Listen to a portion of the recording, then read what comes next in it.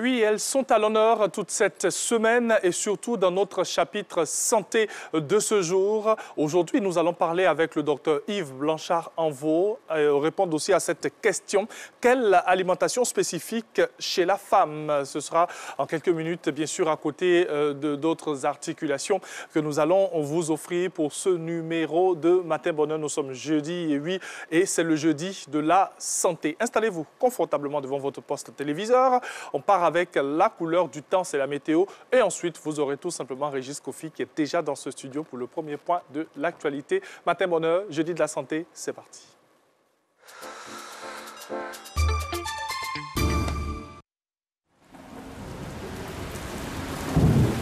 Dimanche de la bénédiction et du salut de la famille. La paix, la joie, la santé, la prospérité, la protection sur votre famille. Ce dimanche 13 mars à 7h et à 10h. Un moment précieux pour remettre notre famille entre les mains de Dieu. Au Cénacle du Saint-Esprit, à Djamé Carrefour Renault et dans tous les temples de l'Église universelle du Royaume de Dieu, dans le strict respect des mesures barrières contre la Covid-19. Entrée libre. Et c'est reparti pour la caravane Fréquence 2 fait ton plein avec Shell. Bravo, frappeur. Fréquence 2 arrive dans ta commune pour faire ton plein de carburant et te faire gagner. Transporteur, automobiliste, repartez avec de nombreux lots avec en bonus une assurance santé. Ce jeudi 10 mars, gare de Bassam. Transporteur, chauffeur, apprenti, viens faire ton plein et garantir ton assurance santé. C'est Israël Corée qui tient le volant. Réalisation Sylvie Noama. Fréquence 2 fait ton plein dans le strict respect des mesures barrières.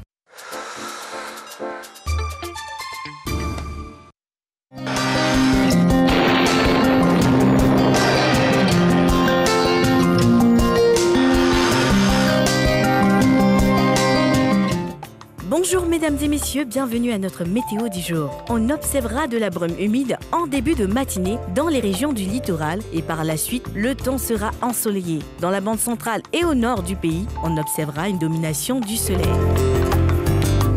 Les températures prévues pour cette matinée. 23 degrés à Bangoro, 25 degrés à Abidjan, 24 degrés à Adiaké, Mondoukou, Bouaké, Bouna, Boundiali, Daloa, également à Dimokro et Gagnoa, 22 degrés à Guiglo, 24 degrés à Korogo, 23 degrés à Man et Odjene, 22 degrés à San Pedro, 25 degrés à Sassandra, 24 degrés à Soubré, 23 degrés à Tabou, 24 degrés à Tiasalé, 23 degrés à Touba et enfin 22 degrés à Yamoussoukro. Le début de l'après-midi sera dominé par un temps ensoleillé. Toutefois, en milieu ou en fin d'après-midi, on aura des averses de pluie par endroits, notamment dans le sud forestier, sur le littoral et dans l'ouest du pays. Au nord, on aura des sensations d'air relativement sec et chaud. Les températures prévues pour cet après-midi. 34 degrés à Bangoro, 32 degrés à Abidjan, 34 degrés à Adiaké, 38 degrés à Bondoukou, 35 degrés à Bouaké, 38 degrés à Bouna, 36 degrés à Boundiali et Daloa, 37 degrés à Dimokro, 35 degrés à Gagnoa, 36 degrés à Guiglo, 37 degrés à Korogo, 38 degrés à Man, 37 degrés à Odjene et San Pedro, 32 degrés à Sassandra et Soubré, 36 degrés à Tabou, 35 degrés à Tiasalé, 31 degrés à Touba et enfin 32 degrés à Yamoussoukro. Ce fut un plaisir de vous donner ces informations météorologiques. Merci de nous avoir suivis et bonne suite de programme sur la RTI.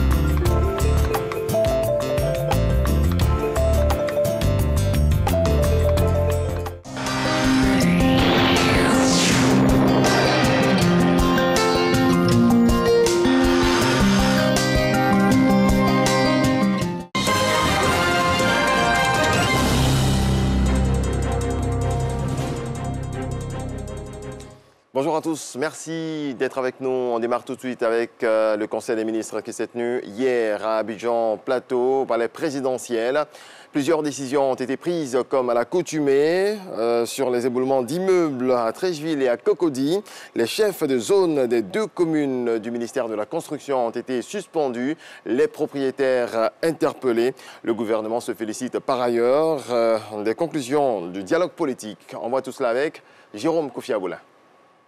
L'effondrement des immeubles sur le territoire ivoirien en général et particulièrement à Abidjan, la capitale économique de la Côte d'Ivoire. L'État, très préoccupé, s'active en vue d'y faire face efficacement. Au cours du Conseil des ministres présidé par le président Alassane Ouattara ce mercredi au palais présidentiel, comme d'habitude, les cas tout récents d'effondrement d'immeubles à Angré, commune de Cocody, et à Treichville, dans la dite commune, ont fait l'objet de l'adoption d'une série de mesures. Il s'agit de la mise en place de la brigade de contrôle mixte, incluant les mairies, les districts et la direction de l'assainissement urbain et du drainage.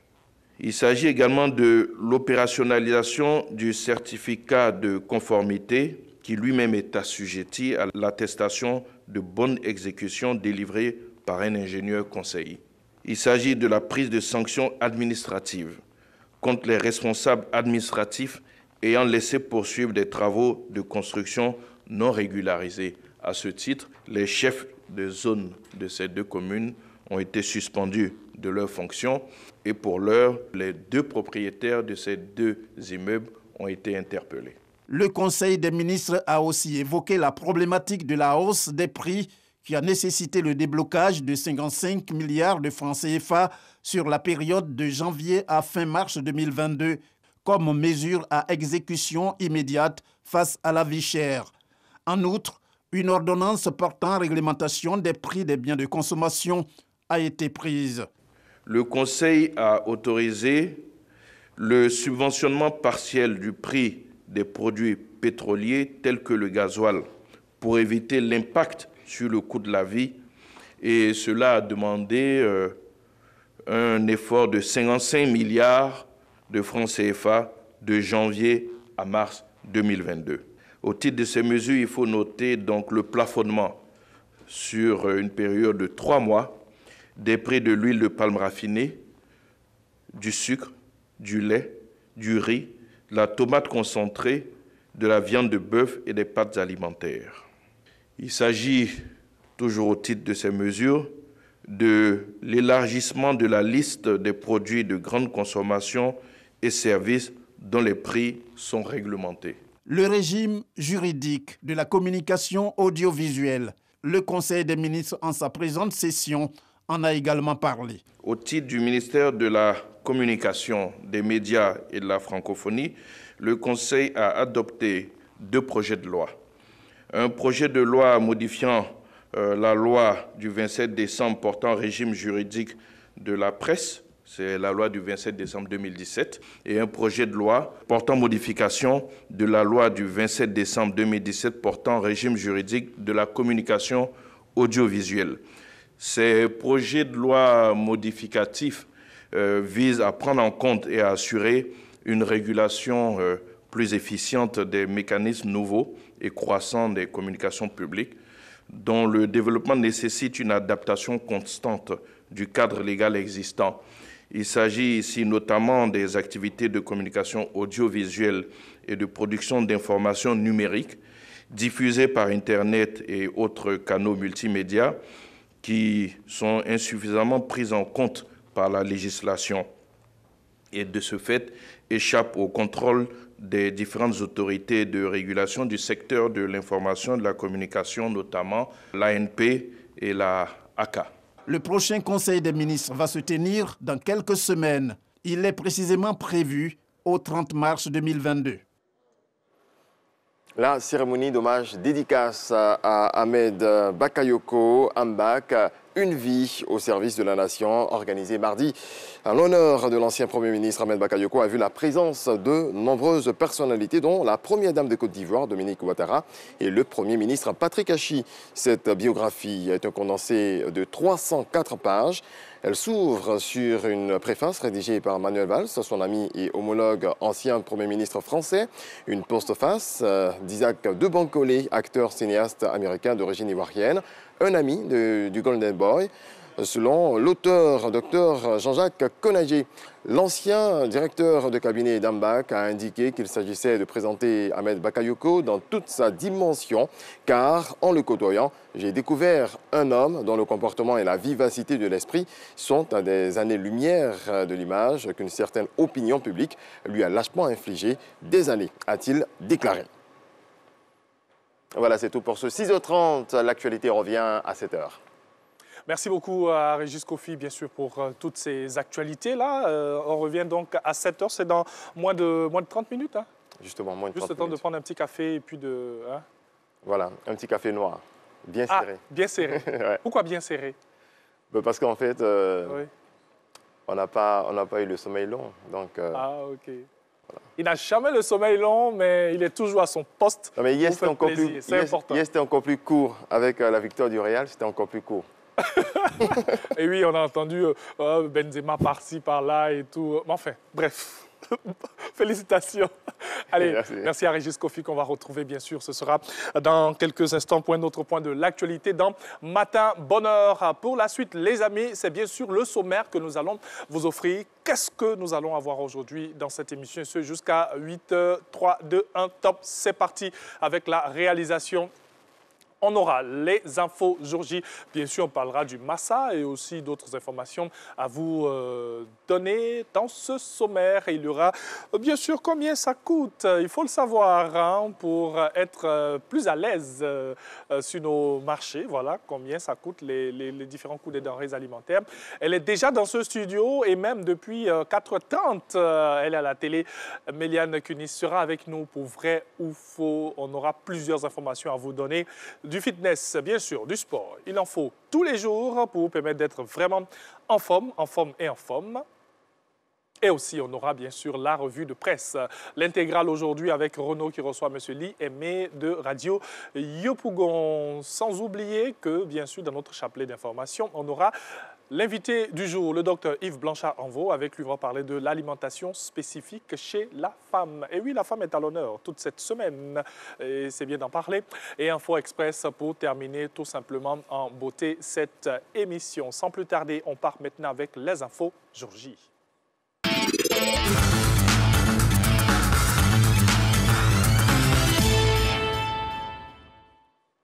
Et bien sûr, on commence par le Massa, le marché des arts et du spectacle d'Abidjan qui a débuté le 5 mars dernier et ce jusqu'au samedi prochain, 12 mars 2022.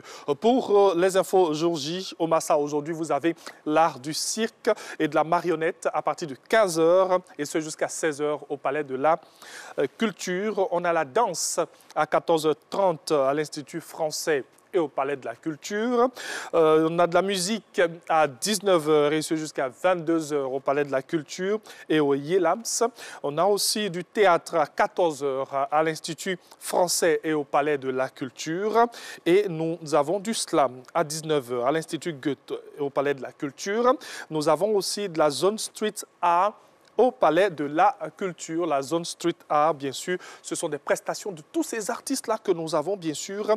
Des artistes que vous connaissez, ceux aussi qui viennent de l'extérieur de la Côte d'Ivoire. Pour la suite, avec les infos jour J, sachez que l'ambassadeur du Japon en Côte d'Ivoire procédera aujourd'hui, jeudi 10 mars 2022, à une cérémonie de signature de 4 contrats de relatif à plusieurs projets, notamment le projet d'aménagement du groupe scolaire Ouaraniéré, c'est dans le département de Korogo et aussi d'autres projets. Donc, et on termine bien sûr nos infos jour J avec le GouverTalk, c'est sur le net, sur le site du gouvernement de Côte d'Ivoire. Le GouverTalk reçoit Anne-Désiré Ouloto, ministre de la fonction publique et de la modernisation de l'administration. Pourquoi pas tout simplement se connecter sur le site du gouvernement pour voir aussi toutes ces activités. Voici pour les infos jour J. La suite, bien sûr, nous allons prendre la direction de nos différents marchés et savoir les différents coûts des denrées alimentaires.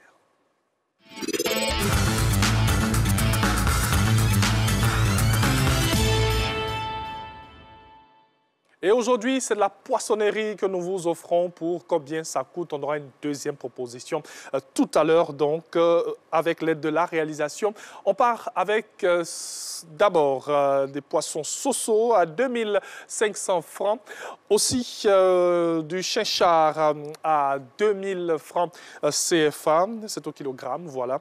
Nous avons aussi de la carpe à 2200 francs, du thon à 1800 francs et du maquereau à 1500 francs CFA. Pas beaucoup d'informations pour la poissonnerie aujourd'hui, mais j'ai dit deuxième proposition à vous offrir avant la fin de cette émission. Elle est dans ce studio. Avec elle, c'est vrai ou faux.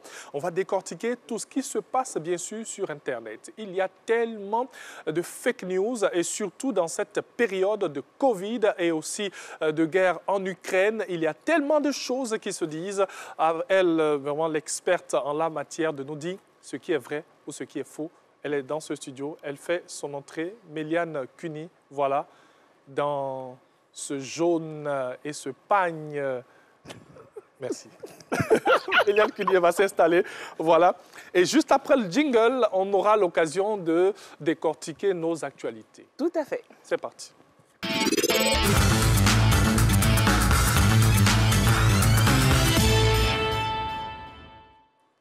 Vrai ou faux avec Méliane Cuny, elle est experte en digital.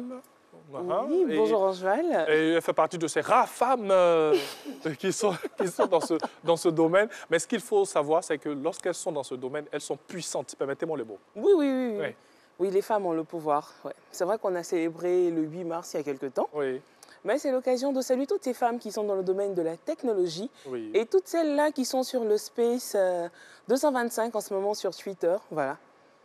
Grâce à Méliane et aussi au digital de la RTI, on est suivi partout dans le monde. Oui, tout à fait. Merci beaucoup. Merci, Angèle. Et puis, la célébration s'est bien passée C'était une célébration particulière. On était justement sur Twitter avec toutes ces jeunes filles ivoiriennes et ce space s'appelle justement le Maquis 225. C'est sur Twitter, hashtag 225. Et vous retrouvez toutes ces jeunes filles ivoiriennes, africaines, qui font la fierté de leur nation, de leur patrie. Donc, on a échangé sur des thématiques, comment les femmes devaient se prendre en charge.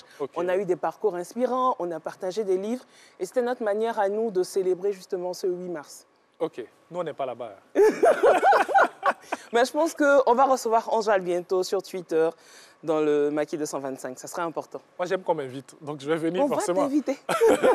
Alors, Méliane Cuny, on parle maintenant de vrai ou faux avec nos actualités. On va commencer par le ciel ukrainien. Oui, effectivement. De quoi s'agit-il? On a vu des images, des illustrations sur les réseaux sociaux. On sait tous en ce moment ce qui se passe entre la Russie et l'Ukraine. Et on a des vidéos qui annonçaient justement des bombardements au niveau du ciel ukrainien. OK. Mais on a pu voir des illustrations, mais c'est faux. Ce sont des vidéos tirées d'un simulateur de combat aérien, en fait. Ah, OK. Donc, lorsqu'on a fait des recherches, on a vérifié, on a fait des recherches par image inversée, on s'est rendu compte que c'était plutôt des images de simulateurs. Donc, ce n'était pas le ciel ukrainien. Donc, arrêtez de diffuser ce genre d'informations parce que vous attisez bien au contraire la guerre. On a envie de dire, vous incitez à la haine alors que c'est faux. Cette image, ce n'est vraiment pas le ciel ukrainien en 2022. Et on met en exergue, bien sûr, toute cette psychose. Oui. On traumatise un peu tout un chacun. Quand tout un peuple, toute une nation, voilà. Tout le monde est traumatisé. Donc, il faut faire attention aux informations. En ce moment-là, la communication est très sensible. Donc, ce n'est pas tout qu'on communique, ce n'est pas tout qu'on présente aussi. Donc, il faut faire attention à ce que vous mettez sur les réseaux sociaux. Bien sûr. Merci, Méliane Cuny. Allez, on part maintenant à Dubaï. Quelques couleurs du Sénégal. Oui, on a vu une photo comme ça du Burj Khalifa à Dubaï, illuminé par les couleurs du drapeau sénégalais. Pour dire qu'ils célébraient aussi la victoire avec nous et tout. Pour rappeler que le Sénégal a remporté la CAN. On a eu des commentaires, félicitations et autres. Mais c'est faux. C'est pas vrai. C'est juste un montage qu'ils ont fait. Sinon, le Burj Khalifa n'a pas les couleurs du drapeau sénégalais. Bon, en tout cas, c'est pas plus mal, hein, parce que c'est une victoire que c'est tout le monde trompeur, en fait, on va dire. Mais non, c'est une victoire que tout le monde a célébrée. Donc, oui, c'est pas plus mal. À célébrer. On peut concéder cela, voilà. On peut vous concéder cela. Alors, le Gabon menace la Russie. Oui, dans cette... C'est pas moi qui l'ai dit, hein. C'est vrai ou faux? Qu'est-ce qui se passe? C'est faux. Ah, ok. Vous pouvez voir l'illustration de France 24. Ouais. On a depuis Libreville au Gabon et on a le sentiment que le président est en train d'intervenir. Et en illustration, en rouge, on vous met le Gabon condamne les actions de la Russie et menace d'attaquer la Russie. Ah, vous aussi. On peut faire ça. Il y a beaucoup de montages. Je parlais dans le langage ivoirien. Entre nous, on n'a que de ça là. Ah! Mais bon, ça circulait sur les réseaux sociaux, alors qu'en fait, c'était plutôt une vidéo qui datait de la tentative de coup d'État qu'on a récupérée. Donc, ils ont fait capture, arrêt sur image, et ils ont juste modifié l'illustration en bas en rouge. Effectivement, la photo en haut, elle est vraie, la photo de Guy Bertrand, la photo de la présentatrice, la carte du Gabon, mais c'est juste qu'en dessous... C'est le libellé qui voilà, le libellé n'est pas vrai, donc il faut faire attention, il ne faut pas dire ce qui n'est pas, quoi.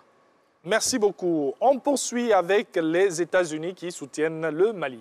Oui, on a eu l'intervention d'une représentante américaine. Et là, tout de suite, on dit que les États-Unis, dans la traduction du discours qu'eux, ils ont fait, les États-Unis décident de soutenir le Mali. OK. De ramener des armements, de ramener de la nourriture et tout. Fake news. Fake news. Et ce qui fait mal, c'est que c'est passé sur une plateforme très connue au Mali. Donc les gens automatiquement ont retranscrit le discours de la vice-présidente des États-Unis comme quoi les États-Unis vont venir soutenir le Mali et tout. Mais c'est faux. Mais c'est faux. Fake news, donc. On poursuit et on revient avec l'Ukraine et la Russie. L'Ukraine et la Russie, oui. La lettre de Vladimir Poutine. On a vu circuler sur les réseaux sociaux cette lettre-là de Vladimir Poutine, lettre aux citoyens du monde pour expliquer la situation, pour dire oui, pourquoi il a... C'est faux. Et si vous remarquez bien, à chaque fois qu'il y a cette publication-là, en haut, il y a un compte qui est mentionné, Merseng Lunzonzo. Et c'est lui, justement, qui est à la base de ce tweet. Mais jamais Poutine n'a fait ça. Et on a même essayé de traduire ce qu'il a dit en russe et rechercher sur Google pour voir si ça apparaissait sur le site du Kremlin et tout. Rien. Donc, jamais le président Poutine n'a fait un courrier aux citoyens. Voilà. Donc, il faut éviter ce genre d'informations. 6e information, on parle de l'armée malienne. Oui. On a un de nos confrères, justement, Jeune Afrique. Oui. La une de ce magazine-là a été tronquée. On a rajouté des photos pour annoncer que le Mali avait une armée puissante, justement, vu qu'elle avait bénéficié du soutien de la Russie et des États-Unis. Donc, à la une, en moins d'une année, le Mali est devenu la plus grande puissance militaire et tout. C'est faux. Voilà, c'est une image tronquée. On a contacté même Jeune Afrique pour vérifier les informations, mais c'est faux. Ça n'a jamais existé. Voilà. Et ce sont des choses qui pilulent sur... sur la toile, oui, ce sont des informations qui pilulent sur la toile. Il faut faire très attention à ce que vous mettez sur les réseaux sociaux, à ce que vous voyez. Tout ce que vous voyez sur Internet, ce n'est pas vrai. Donc, il faut faire très attention à ce que vous pouvez lire sur les réseaux sociaux. Même les vidéos sont fausses. Donc, il faut faire attention. Alors, Karim me dit qu'on a encore du temps. Merci Karim, là-haut. Alors, pour la suite, bien sûr, c'est vrai qu'on va faire un petit recap de tout ce qu'on a pu voir. Mais il y a une information même qu'on aurait dû aborder, le décès de Aïcha Koné. Oui, je pense que je l'ai vu hier, quelque part sur le net, là. Ouais. Juste après sa prestation au concert de Sidonie La Tigresse, le lendemain, on annonçait, elle était annoncée pour morte. Mais c'est faux. Elle est encore là, elle a d'autres dates, elle doit même assister au gala de Children of Africa. Oui. Elle a 2 autres interventions et tout à l'extérieur. Donc, ce n'est pas maintenant qu'elle va partir. Calmez-vous. Oui. Et il faut le dire, hier même, elle était avec les étudiants de l'Université Nord-Sud. Oui. Elle a eu à participer à des échanges pour la Mousso Days avec ces étudiants-là. Ils ont eu à échanger. On en profite pour saluer la direction de l'Université Nord-Sud et surtout aussi faire un coucou à Madame le maire de Mayo qui était présente, aussi à Naomi Amoussoua Lafay qui était aussi là, Madame Borges, présidente de la Chambre de commerce du Portugal. Alors, Aïcha Koné, on revient sur cette information. Elle est bel et bien en vie. Oui. Elle est en vie, elle est vivante. Voilà, elle pourra même chanter, pour ceux qui suivront le gala Children of Africa, elle fait partie des guests, donc vous aurez l'occasion de voir la diva. Elle est encore là. Donc il faut éviter ce genre d'informations parce que vous cherchez peut-être un buzz, vous cherchez à avoir de l'impact, mais vous ne mesurez pas ce que ça représente pour ses enfants, pour ses proches, pour sa famille. Moi, dès que j'ai vu mon premier réflexe, je dis, mais attends, elle était au conseil hier, qu'est-ce qui s'est passé? J'appelle automatiquement son fils pour comprendre. Je dis, mais Tchaga, qu'est-ce qui se passe? Il dit, oh, il faut laisser les gens là, ils racontent n'importe quoi. Mais vous imaginez que son fils voit cette information, bon, il peut paniquer, surtout qu'il n'est pas près de sa mère en ce moment. Il faut faire attention, à ce qu'on diffuse, sur les réseaux sociaux. Voilà, en tout cas, elle est bel et bien vivante. Et puis, le 7 août, elle va célébrer 45 ans de carrière. Ouais. Voilà, une belle carrière qui a commencé dans les années 70 et ce jusqu'à aujourd'hui. Donc, ce sera une belle fête pour célébrer l'impératrice de la musique africaine. Voilà. Ouais. Allez, on poursuit encore. On l'a dit, on fait un recap de tout ce qu'on a vu aujourd'hui. Oui, on a parlé de tout ce qui était conflit en Ukraine et autres. Donc, il faut faire attention. Et moi, je veux profiter de cette occasion pour vous donner des plateformes. Je ne cesserai de le dire. Lorsque vous recevez une image, allez rechercher sur Google Photos. Faites des recherches avec image inversée. Vous allez vous rendre compte que cette photo a été au moins publiée une seule fois sur une plateforme. Surtout si c'est une information qui concerne des célébrités et tout. Rapprochez-vous des services de communication. Rapprochez-vous aussi des plateformes pour vérifier sur les comptes Facebook et Twitter et Instagram de la RTI, oui, le comité digital aussi de la RTI. S'efforce de vous donner toutes les informations en temps et en heure. Donc, il faut vérifier ces différentes plateformes-là avant de donner ce genre d'informations. Effectivement, aujourd'hui, avec Twitter, avec TikTok, on a l'habitude d'avoir des vidéos tronquées. Oui. Donc, on arrive à simuler des paroles. Et facilement. Et c'est facile, en quelques secondes. En quelques secondes, on imite. Donc, il faut faire attention. Vous voyez que c'est tellement facile de faire ce genre de vidéo. Donc, avant, même lorsque vous voyez une vidéo, avant de la diffuser, posez-vous la question, est-ce que c'est vrai? C'est qui ma source? Et quand je partage, c'est quoi l'objectif? Et pour ceux qui veulent vraiment vérifier toutes ces informations, nous, sur Twitter, on a un space. Il faut rappeler que Twitter organise maintenant des échanges et tout. Et le space hashtag Maki225, on est là 24 heures sur 24. Donc, si vous avez des informations, vous voulez vérifier quelque chose, venez au space. On vous dira effectivement, est-ce que c'est vrai? Est-ce que c'est faux? D'où provient l'information, qui l'a dit pour la première fois, où est-ce que cette vidéo a été publiée. On a vraiment des experts en recherche là-bas. De la même manière, on a des fake news, c'est comme ça qu'on a tous ces experts-là. Pour vous aider à vérifier toutes ces informations. Donc attention à ce que vous voyez sur les réseaux sociaux. Voilà. Merci Méliane. Merci Angèle. Prochain rendez-vous? Prochain rendez-vous jeudi prochain. Voilà, on sera là. On sera là avec d'autres informations encore. Oui, avec d'autres informations, avec... je pense qu'on va faire une démo en direct. On l'a promis justement, on va faire une démo en direct pour vérifier des photos. Donc si vous avez aussi des éléments que vous voulez vérifier, envoyez-nous simplement ça sur Twitter ou sur les comptes officiels de la RTI. Vous envoyez sur Twitter, sur Facebook. Vous dites que c'est pour l'émission Vrai ou Faux. Vous aurez bientôt le hashtag qui accompagne ces recherches-là. Oui. Et nous, on vous dira en direct, là, cette information, elle est vraie ou elle est fausse. Et pour la fête des mères, justement, on a reçu un lien.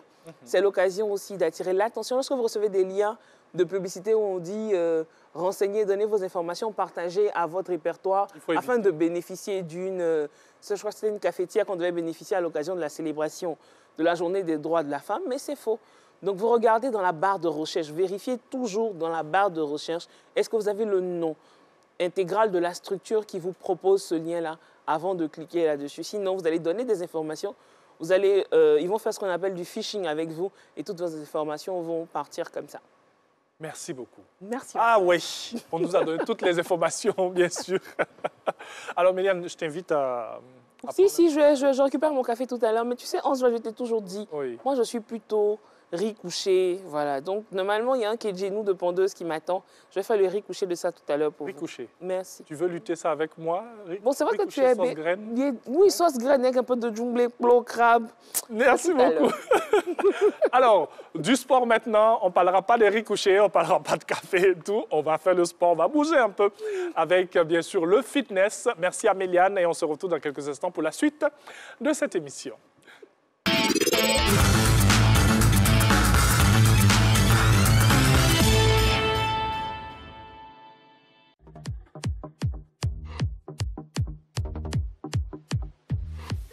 Bonjour tout le monde, j'espère que vous allez super bien. Nous sommes à notre séance de full body. Prêt? C'est parti!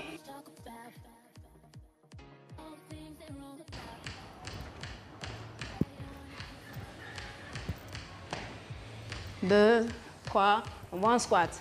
Là, 1. Changer. Relever, changer. Changer. Changer. En squat.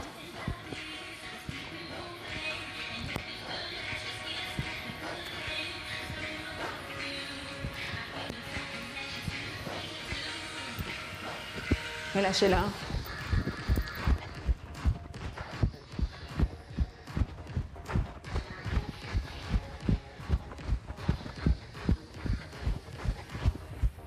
Croisez devant.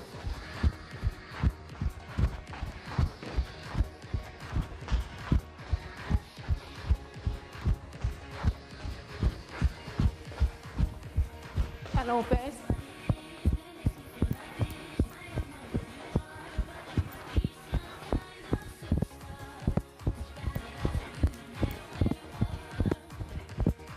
Là on va changer.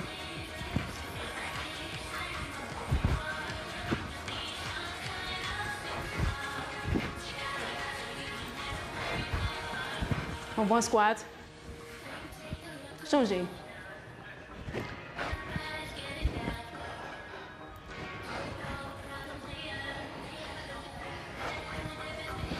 On va en squat.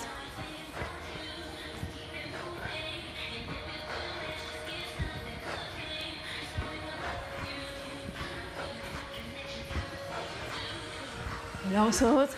Élévation.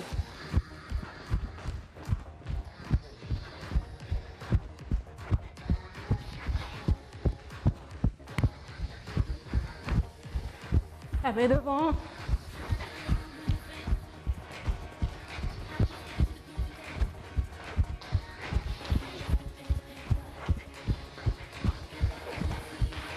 Allons, pèse, go.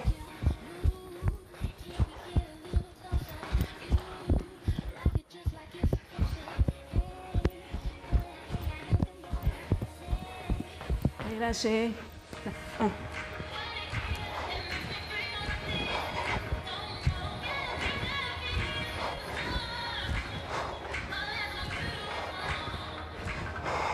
Encore une fois, go.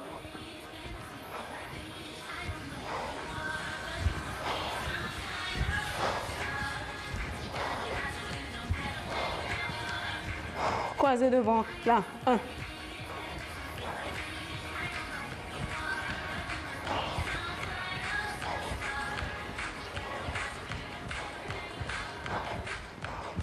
Relâchez.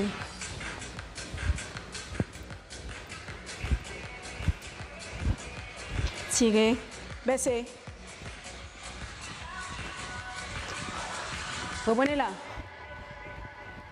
Rapidement.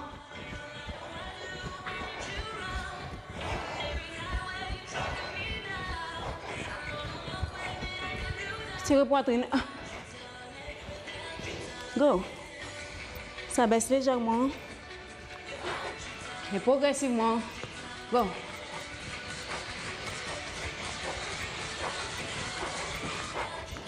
Tirez là.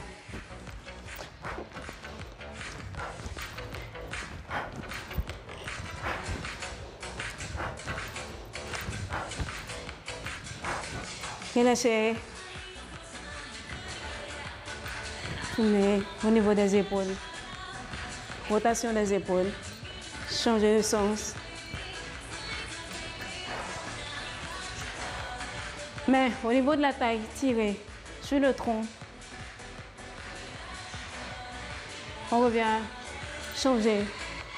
Poussez.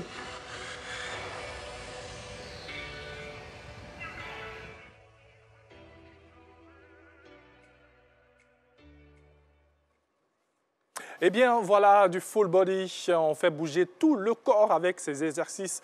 Merci à Marie-Noël, notre coach de ce jour, pour ce qu'elle vient de nous proposer. Vous pouvez faire comme ça cela à la maison. C'est important, je ne cesserai jamais de vous le dire. Vous pouvez faire le sport le matin, bien sûr, avant de sortir de la maison. Pourquoi pas? Et peut-être quand on rentre à 16h, 17h, on peut se permettre un petit tour en salle. On transpire un peu, on fait de la cardio et puis on rentre à la maison tranquillement. Pour la suite du programme à vous donner, eh bien, nous aurons à partir, bien sûr, de 7h, la seconde partie de Matin Bonheur. Renaud reçoit M. Lee Aimé, rédacteur en chef de radio Yopougon. Avec lui, bien sûr, on fera la revue de presse, mais l'intégrale. Et sans oublier que notre invité du jour nous permettra de parler de l'alimentation spécifique chez la femme. Qu'est-ce qu'il faudrait faire? Qu'est-ce qu'il faudrait consommer? Quelles sont les erreurs à ne pas commettre? Ce sera bien sûr avec le docteur Yves Blanchard-Envaux. Pour ma part, je vous dis à tout de suite, car Régis va s'installer pour bien sûr le second point de l'actualité. Vous êtes sur Matin Bonheur.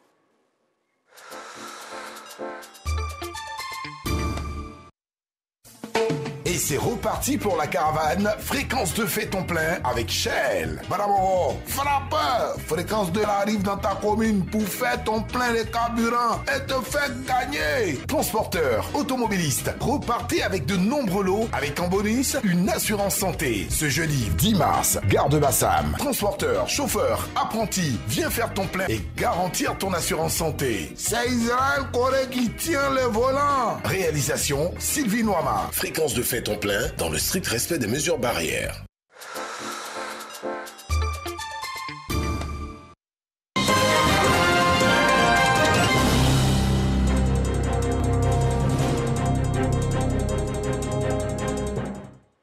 Retour de l'information, bienvenue. Combien sommes-nous en Côte d'Ivoire? Combien d'hommes, combien de femmes, combien de jeunes, combien de chômeurs et de travailleurs? Des chiffres seront livrés ce matin par la ministre du Plan et du Développement. Une intervention de la ministre qui fait suite au recensement général de la population et de l'habitat. L'opération a eu lieu, il faut le rappeler, il y a 3 mois. Le point de Lansine Bakayoko.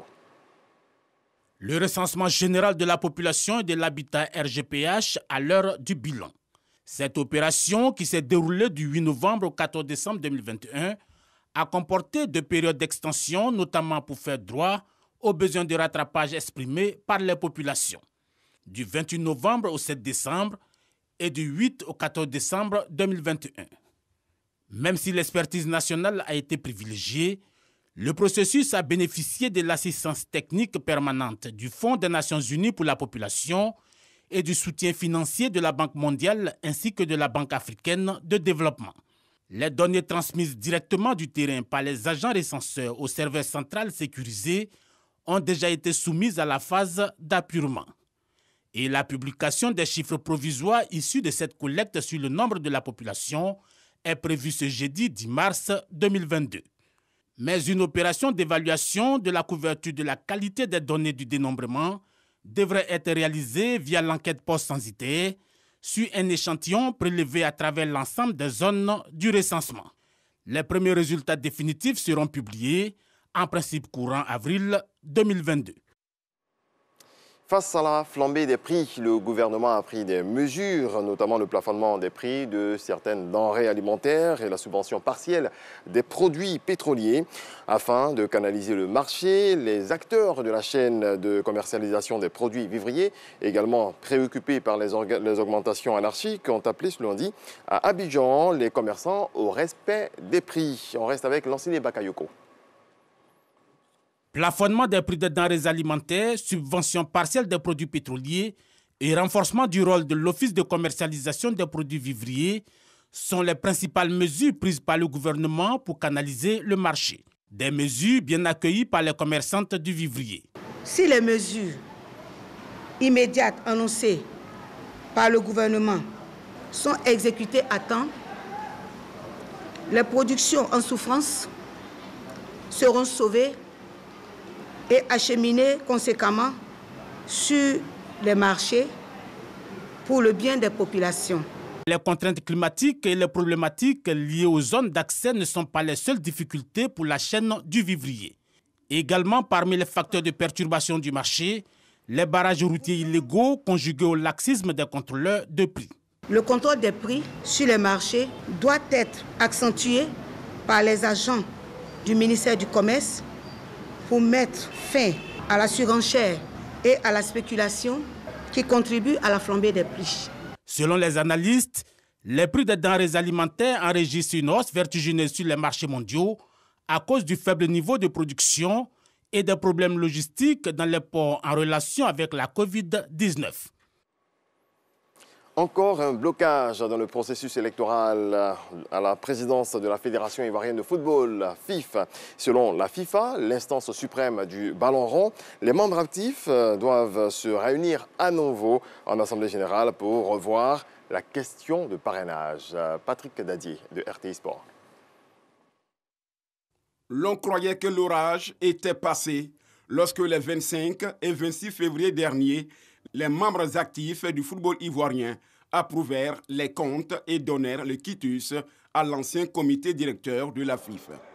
Mieux, lorsqu'à l'unanimité, l'Assemblée souveraine résolvait définitivement le problème des parrainages à l'article 47-3, alinéa 2.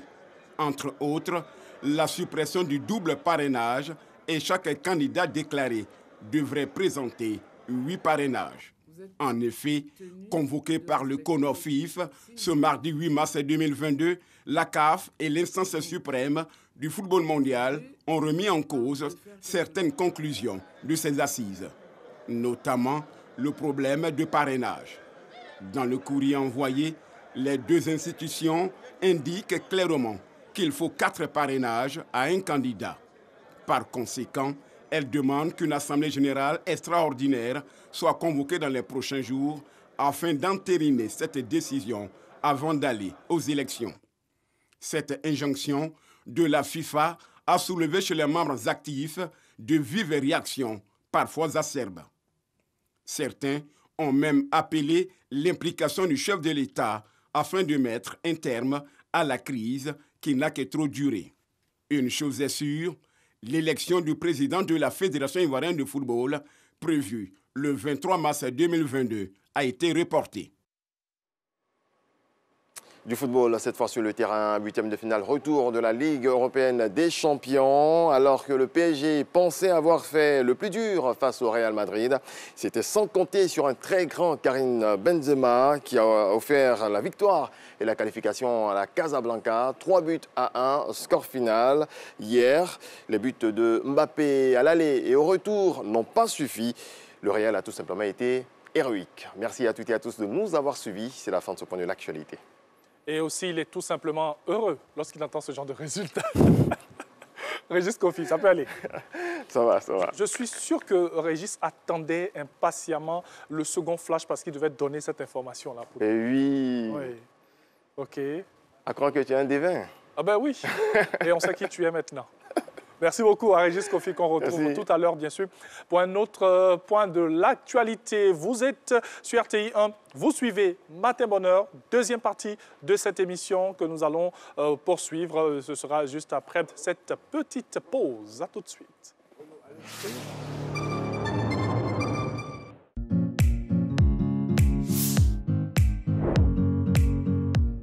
Comment mettre un masque barrière? Pour être efficace, un masque a besoin d'être correctement utilisé. Veuillez donc suivre les étapes suivantes. Avant de toucher à votre masque, lavez-vous les mains avec de l'eau et du savon. Par défaut, frictionnez-vous les mains avec une solution hydroalcoolique. Une fois vos mains propres, prenez votre masque, repérez-en le haut. Posez-le sur votre visage de telle sorte à ce qu'il recouvre le nez et la bouche. Si votre masque comporte des boucles élastiques de part et d'autre, passez-les autour de vos oreilles et stabilisez votre masque. Si votre masque compte des bandes parallèles, passez la partie supérieure sur le haut de votre tête, la partie inférieure sur votre nuque. Une fois votre masque en place, ajustez-le en le tirant par le bas, de sorte à ce qu'il recouvre votre menton. Si votre masque dispose d'une barrette nasale, ajustez-la en la pinçant avec les deux mains, de sorte à l'ajuster sur votre nez. Une fois votre masque bien en place, ne le touchez plus. Si par mégarde, il vous arrive de toucher à votre masque, n'hésitez pas à vous laver les mains à nouveau avec de l'eau et du savon. À défaut, frictionnez-vous les mains avec une solution hydroalcoolique. Comment retirer un masque barrière? Pour éviter de vous faire contaminer lors du retrait de votre masque, veuillez suivre les recommandations suivantes. Lavez-vous les mains avec de l'eau et du savon ou frictionnez-vous les mains avec une solution hydroalcoolique. Saisissez les cordes ou les bandes par l'arrière en prenant bien soin de ne pas toucher l'avant du masque. Retirez le masque, jetez-le à la poubelle et ensuite lavez-vous les mains avec de l'eau et du savon ou encore frictionnez-vous les mains avec une solution hydroalcoolique.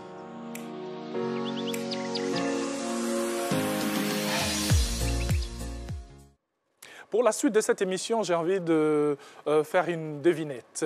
Quel est le dénominateur commun de Régis Kofi, de Renault et aussi de l'IME, voilà, que nous recevons aujourd'hui pour la revue de presse. Je vais vous donner la réponse tranquillement demain dans Matin Bonheur. Pour l'instant, c'est la revue de presse, l'intégrale avec M. l'IME que Renault reçoit aujourd'hui. Il est rédacteur en chef à Radio Yopougon. C'est parti.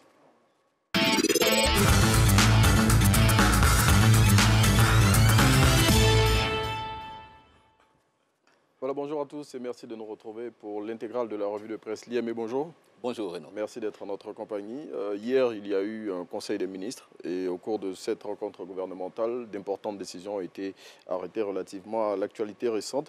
Et voilà, c'est tombé comme nouvelle. Les propriétaires des bâtiments effondrés récemment à Trècheville et aux deux plateaux ont été interpellés. Oui, il fallait prendre des mesures fortes. 2 drames en moins d'une semaine. Le gouvernement ivoirien se devrait de donner un signal fort. Et c'est ce qui s'est passé hier donc, à l'occasion de ce conseil des ministres.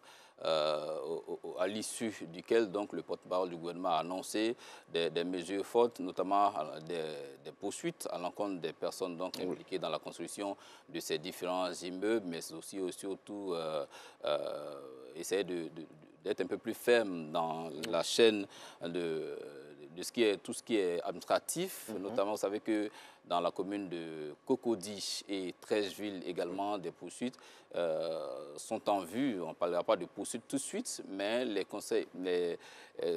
administratifs au niveau de Trècheville et de Cocody ont été suspendus de leur poste en attendant donc les enquêtes en cours. Le gouvernement annonce également plusieurs mesures qui tentent donc à faire en sorte que l'État soit un peu plus strict, soit un peu plus regardant sur la construction de ces différents immeubles-là. Je l'ai dit la dernière fois ici, vous savez, lorsqu'on a peur dehors, on court pour aller s'abriter à la maison. Bien évidemment. Donc, lorsqu'on rentre chez soi et qu'on qu'on a rendez-vous avec la mort, c'est un drame qu'on ne peut pas s'expliquer. Et parmi les mesures qui ont été arrêtées par le gouvernement ivoirien, il y a la mise en place d'une brigade mixte de contrôle. L'idée avait déjà été évoquée le mardi lors du conseil de gouvernement. Le Premier ministre avait indiqué que la proposition serait faite pendant le conseil des ministres et elle a été actée. Elle a été actée. La brigade mixte inclut donc les mairies, les districts et la direction de l'assainissement urbain et du drainage, pendant que l'opération du certificat de conformité est assujettie à l'attestation de bonne exécution délivrée donc par un ingénieur conseil. Vous pouvez vous adresser à qui vous voulez pour construire votre maison, mais après, il faut qu'un ingénieur conseil vienne attester donc, que le bâtiment répond aux normes requises donc, pour faire en sorte que ce genre de drame-là ne se reproduise plus. On a constaté l'urbanisation galopante dans le district d'Abidjan, surtout à Abidjan. Voilà. Et cette urbanisation-là doit être quand même suivie de ce genre de mesures strictes-là pour faire en sorte que de telles dérives-là ne se reproduisent plus. Et on espère que voilà, les nouvelles dispositions qui ont été arrêtées par le gouvernement vont permettre de freiner cette propension à l'effondrement des immeubles dans le district d'Abidjan et pourquoi pas y mettre fin carrément. On rappelle à toutes fins utiles que 2 immeubles se sont effondrés en moins d'une semaine dans le district d'Abidjan. 6 morts à Cocody en moins d'une semaine. Franchement. Des bâtiments qui sont construits à certains niveaux, parfois même sans autorisation. Voilà, même sans ascenseur, on va jusqu'à R+4, R+5, il n'y a pas d'ascenseur, il n'y a rien. Vraiment, c'est un peu compliqué tout ça. C'est bien que le gouvernement essaie de regarder un peu plus donc, dans ce domaine. Oui, et le gouvernement a décidé d'être ferme. On le rappelle, les propriétaires des 2 bâtiments, ceux de Trècheville, celui de Trècheville et celui de Cocody, ont été interpellés. Et, voilà, les enquêtes seront faites pour situer leurs responsabilités et, comme le Premier ministre l'a dit, les sanctionner. On parle d'autres sujets qui ont été traités pendant le Conseil des ministres hier. Le prochain, c'est celui relatif à la lutte contre la vie chère. Et là encore, le gouvernement a pris des mesures assez fermes. Justement, désormais, l'État de Côte d'Ivoire a décidé que pour les produits vivriers, il n'y aura exportation que sauf autorisation exceptionnelle. Alors, comment est-ce qu'on peut comprendre cette mesure? C'est tout simple. On ne peut exporter que si le marché local est satisfait. Oui, donc, franchement. déjà, en interne, on a des difficultés. L'État veut croire, en prenant cette mesure-là, que si les prix grimpent sur le marché, c'est parce que les produits n'arrivent... Voilà, on n'en a pas suffisamment sur le marché. Suffisamment sur le marché, c'est pourquoi les prix grimpent. Donc, désormais, avant de penser à l'exportation, il faut qu'on se rassure que sur le marché local, le marché est suffisamment approvisionné. Donc, c'est une mesure qui va permettre quand même de stabiliser les prix de certains produits de grande consommation. À côté de cela aussi, l'État a décidé donc d'ajouter certains produits au panier des produits dont les prix sont réglementés en Côte d'Ivoire. L'État de Côte d'Ivoire va un peu plus loin même en touchant le secteur même de la construction pour faire en sorte que ce soit les prix des denrées, des produits sur le marché, mais également les prix des loyers et tout ça, et que tout cela soit réglementé pour que les Ivoiriens, la poche des Ivoiriens puisse souffrir le moins possible. Mais en tout cas, parmi les produits qui sont pris en compte désormais par le plafonnement des prix, l'État de Côte d'Ivoire a ajouté le riz, le sucre, la tomate concentrée, le lait, l'électricité et les produits relatifs aux télécommunications et aussi l'accès, bien évidemment, parlant des produits relatifs aux télécommunications, l'accès à Internet. Aussi, parmi les produits subventionnés, l'État de Côte d'Ivoire a ajouté dans le panier le gasoil. Justement, vous savez que le transport et les coûts de production font que les prix des produits grimpent. Donc, si l'État subventionne le prix du gasoil, ça devait permettre quand même d'avoir une incidence sur les prix des différents produits sur le marché. Donc, réduire les coûts de production, réduire donc les coûts de transport et puis, au final, réduire les prix des produits sur le marché.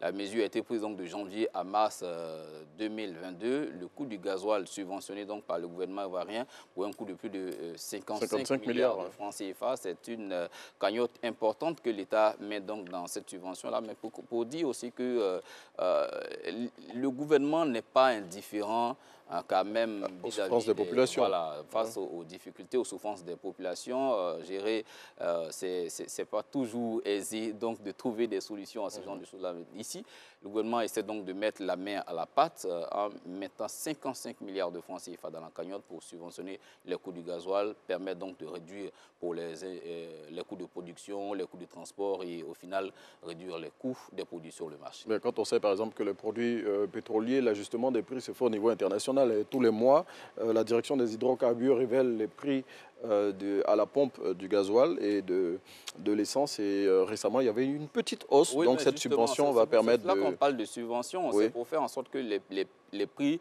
restent plafonnés sur la sur le période marché local. indiquée. Sinon, les coûts des produits pétroliers ne sont pas déterminés par la Côte d'Ivoire. Ils sont donc soumis à la fluctuation de ces prix sur le marché international. Quand les prix grimpent sur le marché international, forcément, les prix vont grimper en Côte d'Ivoire. Et lorsqu'il y a réduction là-bas aussi, ça se sent ici. On peut constater parfois 10 francs ou 15 francs d'augmentation. Après, on revient à 15 francs de réduction. C'est lié donc à l'augmentation sur le marché international. Donc 55 milliards pour faire en sorte que les prix restent plafonnés sur une période de 3 mois. En tout cas, toutes ces mesures sont à saluer parce que les populations vont les ressentir dans leur quotidien. On parle d'autre chose. Il y a un an, jour pour jour, l'ex-premier ministre Ahmed Bakayoko tirait sa révérence. Et aujourd'hui, dans la série d'hommages qui lui est rendue, le Patriote lui consacre les 16 pages de son numéro de ce jour. C'est une reconnaissance à celui qui a été à l'origine donc de la création de ce journal, qui y a travaillé, qui a donné de sa sueur, de son énergie pour faire en sorte que ce journal-là voit le jour. C'est un homme de communication. À côté de cela, Ahmed Bakayoko, c'est l'enfant du peuple. Il est aux côtés des enfants, aux côtés des jeunes, aux côtés des femmes, aux côtés des vieillards. Il a toujours montré en tout cas une grande disponibilité, mais une très grande générosité. Toute la Côte d'Ivoire a pleuré Ahmed Bakayoko, continue de pleurer Ahmed Bakayoko.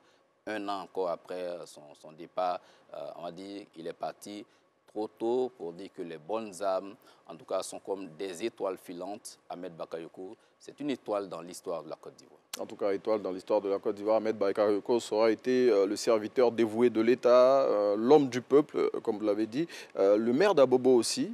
Voilà. Il a gravi presque, on va dire, tous les échelons pour se hisser.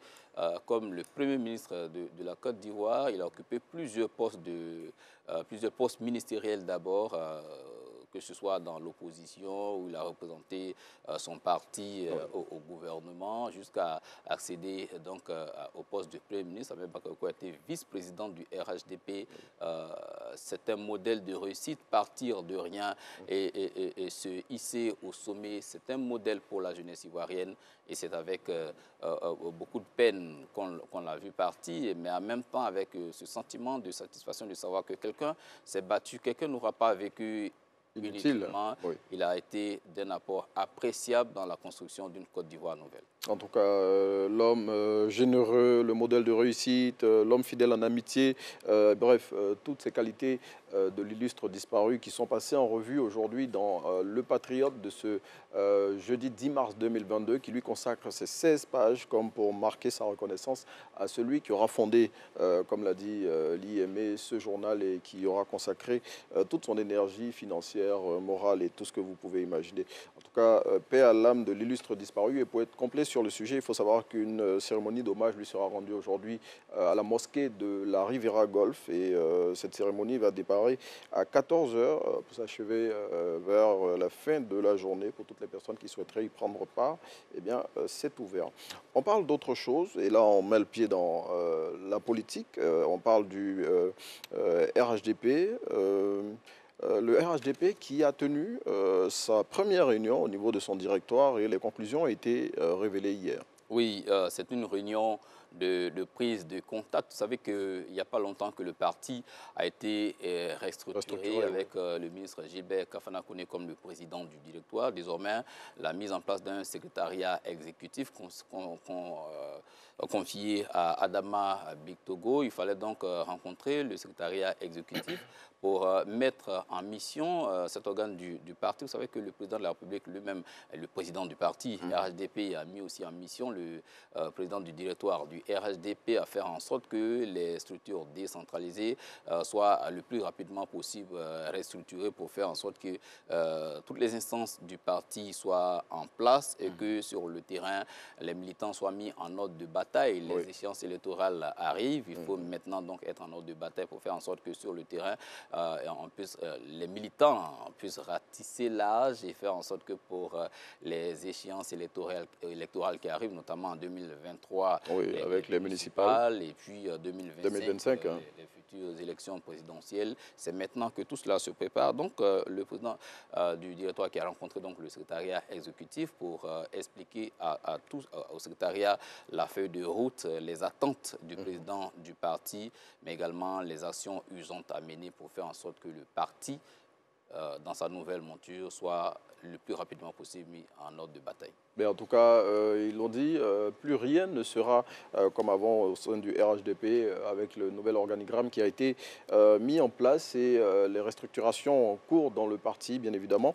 Les choses seront abordées autrement pour que le RHDP, comme c'est son souhait et son objectif, puisse se maintenir à tous les postes de responsabilité qu'il a pu occuper jusqu'à présent, à l'instar des autres partis, des autres formations politiques aussi, hein, en tout cas qui sont en train de se battre pour les campagnes électorales à venir. Ben, on sort de la politique, l'IME, et on va refermer nos échanges avec un sujet sportif et bon, plus rien ne va au sein de la famille du football en Côte d'Ivoire.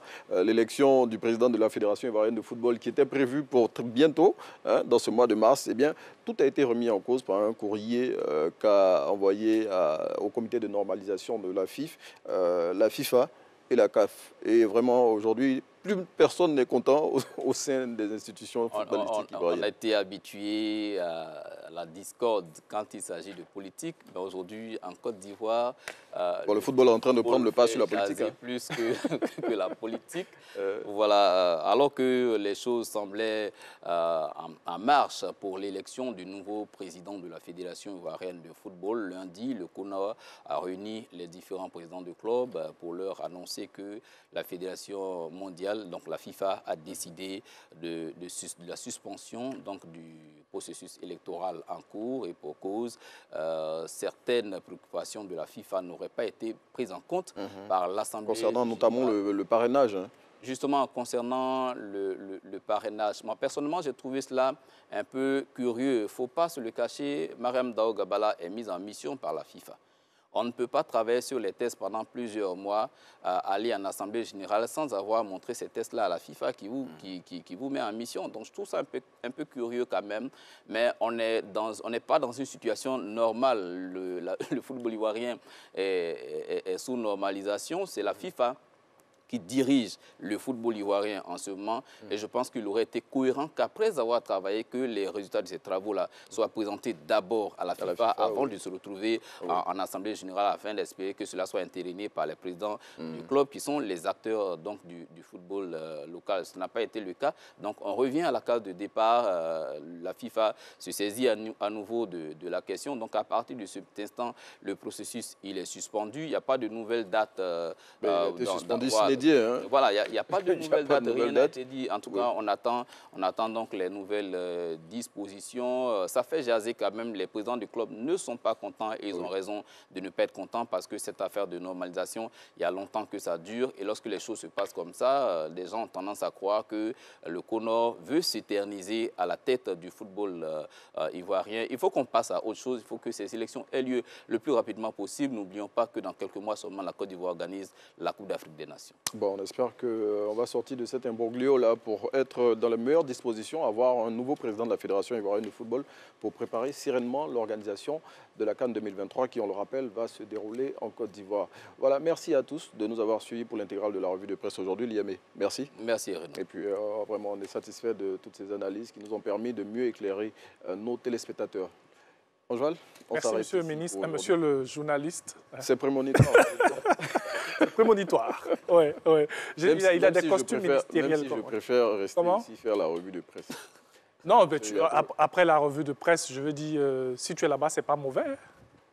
Tu vois? Bon, je peux pas te préparer l'info. En tout cas, merci beaucoup à monsieur Liemé. Et je vous ai dit, demain, dans cette émission, je vous donnerai le dénominateur commun de Renaud, de monsieur Liemé, de Régis Kofi. S'il y a une chose qui est sûre, ce n'est pas les gilets. Régis Kofi a l'exclusivité en parlant des gilets. Donc, s'il y a une chose qui est non, ce n'est pas les gilets. Ah, ok. Mais tu sauras, c'est juste à côté de toi. Merci beaucoup. Merci. À vous et puis, excellente journée. Bien sûr, la suite dans cette émission, ce sera une autre pause à vous offrir. Et juste après, on aura un autre point de l'actualité avec Régis Kofi. Et nous allons évoquer, en compagnie du docteur Yves Blanchard-Envaux, l'alimentation spécifique chez la femme. Et oui, elle est à l'honneur toute la semaine. On se retrouve dans quelques instants. Communiqué du gouvernement. Le gouvernement porte à la connaissance de la population ivoirienne que la période de validité des cartes nationales d'identité produites en 2009, arrivant à expiration le 31 décembre 2021, est prorogée jusqu'au 31 mars 2022. Il tient à rappeler qu'au terme de la loi numéro 2019-566 du 26 juin 2019, la carte nationale d'identité biométrique est obligatoire pour tout Ivoirien âgé d'au moins 16 ans. En conséquence, le gouvernement exhorte vivement les personnes qui ne se sont pas encore enrôlées à se rendre dans les centres ouverts à cet effet sur toute l'étendue du territoire national en vue de s'acquitter de cette obligation.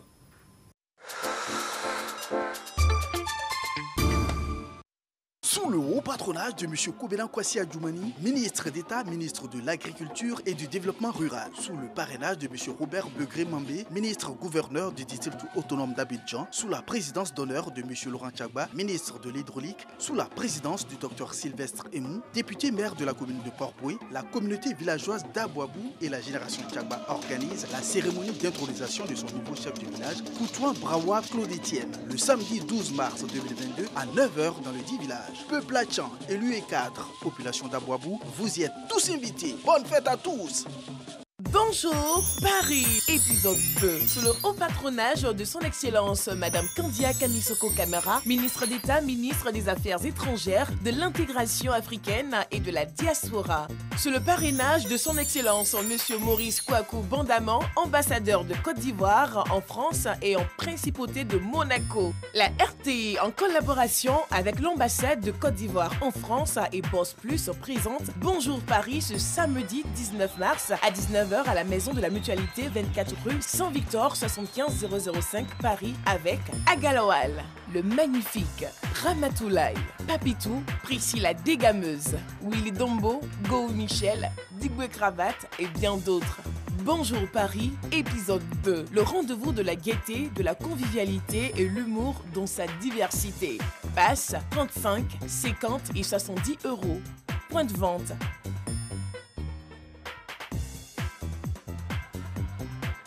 Infoline, France, 06 23 38 23 52, 07 61 67 01 74, Côte d'Ivoire, 05 04 21 28 15, partenaire, Corsair. Bonjour Paris, ici c'est Paris, épisode 2, on s'en va là-bas. Bonjour, un concept RTI.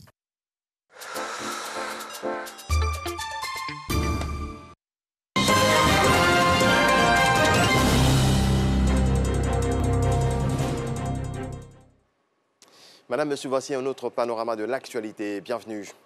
La bonne exploitation du champ de pétrole et de gaz baleine préoccupe la délégation ivoirienne à la conférence mondiale sur l'énergie aux États-Unis. Le ministre des Mines, du Pétrole et de l'Énergie, Thomas Camara, a rendu visite à un des fournisseurs de matériel et de services de forage pour s'assurer de la qualité de ses prestations. Adama Koné, envoyé spécial. À Houston, aux États-Unis, la délégation conduite par le ministre des Mines, du Pétrole et de l'Énergie exploite toutes les plateformes pour un développement énergétique de la Côte d'Ivoire. Après les salles de conférence, exercices pratiques sur le terrain. Le ministre se fait expliquer ici les dernières technologies de la société à Liberton. Et pour cause. Liberton, justement, est en relation avec Eni. Eni qui a fait la découverte du gisement baleine. Nous avons souhaité donc profiter de cette opportunité et de notre présence ici à Houston, souhaiter rencontrer les responsables de cette société de services à Liberton pour nous assurer que justement ces responsables sont bien en train de se préparer pour répondre aux appels d'offres que Eni réalisera dans le cadre de la mise en production du gisement qui a été découvert, le gisement baleine découvert en Côte d'Ivoire. Ils nous ont assuré qu'ils sont prêts, qu'ils ont tous les équipements nécessaires et qu'ils n'attendent que l'invitation de Eni à aller travailler pour eux en Côte d'Ivoire. La Côte d'Ivoire met tous les atouts de son côté pour maximaliser l'exploitation du gisement baleine. Au-delà des profits financiers, un développement des champions nationaux s'appuyant sur le social, dénommé contenu local. C'est la loi sur le contenu local. Et cette loi dit quoi? Elle dit que tout ce qui est donc service associé donc à notre activité pétrolière, le maximum de tous ces services, le maximum de cette activité soit réalisé par des locaux. C'est-à-dire que la main-d'œuvre soit locale, que les services utilisés par ces sociétés pétrolières soient des services locaux, fournis par des locaux, et que les entreprises sous-traitantes qui vont venir travailler sur les plateformes avec ces sociétés pétrolières internationales soient des entreprises locales dans la mesure du possible. Et donc l'intérêt de cela, c'est de faire en sorte que cette activité, la valeur ajoutée de cette activité profite à la Côte d'Ivoire de bout en bout. Depuis 3 jours, Houston vit au rythme de la conférence mondiale sur l'énergie CERAWeek qui durera toute cette semaine. Une réunion régionale des pays ACP, UE, Culture, Zone Afrique de l'Ouest a eu lieu ce mercredi au Palais de la Culture d'Abidjan-Trècheville, ce dans le cadre de la 12e édition du Marché des Arts et du Spectacle d'Abidjan-Massa. Cette rencontre qui a enregistré la présence de la ministre de la Culture a été l'occasion pour Arlette Badou de réitérer la volonté du gouvernement de faire du secteur culturel une véritable économie. C'est ce que nous apprend Issaïo. 17 milliards de francs CFA. C'est le fonds mobilisé par les pays ACP, Afrique, Caraïbes, Pacifique et l'UE, Union européenne culture, pour financer les projets culturels structurants sur le continent africain. Une réunion régionale est organisée à l'effet de mieux informer les promoteurs culturels ouest-africains. L'Union européenne et les États ACP ont mis un fonds à la disposition des opérateurs culturels des 16 pays ouest-africains afin de les aider dans leur structuration, afin d'en faire des véritables entreprises culturelles. Nous sommes à 42 projets financés, dont 15 projets par rapport au fonds de structuration en Afrique de l'Ouest et 27 projets par rapport au fonds de valorisation des cultures africaines. Nous devons sélectionner 35 projets et je ne peux qu'inviter les opérateurs des 16 pays ouest africains de postuler massivement pour se donner une chance. L'ambassadeur de l'Union européenne en Côte d'Ivoire donne les raisons du financement de la culture dans les pays du Sud. La culture aide aussi à mieux se comprendre. Si on donne accès aux autres à sa culture, mais ça veut dire aussi on donne la clé pour la porte d'entrée pour être compris. Les créateurs africains sont connus en Europe. Ils vont en Europe. Il y a une demande en Europe pour plus d'Afrique, notamment dans le domaine culturel.